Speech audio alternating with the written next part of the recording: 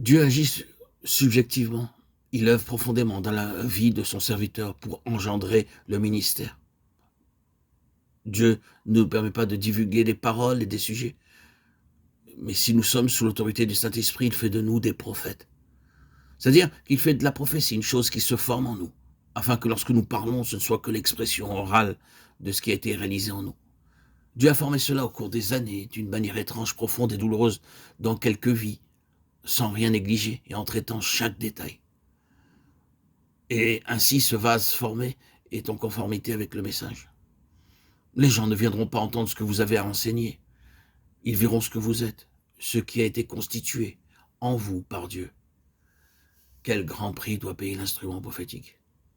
Ainsi donc, Moïse est allé dans le désert pour que sa vie naturelle soit traitée, pour parvenir au point zéro, afin que tout cela soit formé en lui. Dieu a-t-il été justifié dans la vie de Moïse? Car après tout, c'était une question de ressources spirituelles pour le ministère futur. Oh, les tensions qui devaient s'exercer contre cette vie. Moïse a été souvent brisé, parfois il a presque succombé face à l'opposition. Je ne puis pas, moi seul, porter tout ce peuple, car il est trop pesant pour moi. Nombre 11-14. Quelles étaient ses ressources? Oh, si elles avaient été les anciennes ressources de l'Égypte, il n'aurait pas pu résister une seule année. En Égypte, il ne pouvait pas même supporter la provocation, il devait se lever et répliquer. Il avait été brisé moralement et spirituellement par ce petit courant qui s'était manifesté 40 années auparavant. Que pouvait-il faire avec ces rebelles? Combien de temps pourrait-il les supporter encore? Une force divine l'avait saisi, seule une chose formée en lui pouvait l'aider à aller de l'avant et tenir ferme contre le courant qui s'opposait à la pleine pensée de Dieu. À notre rencontre, la tension peut aussi être très forte, souvent une forte tension se manifeste. Laisse faire un peu, fais quelques concessions, ne sois pas si absolu, tu auras beaucoup plus de portes ouvertes si seulement tu es un peu plus large. Tu auras plus de succès si tu t'en perds un peu. Qu'est-ce qui vous délivrera alors à l'heure de la tentation? La seule chose, c'est ce que Dieu aura fait en vous.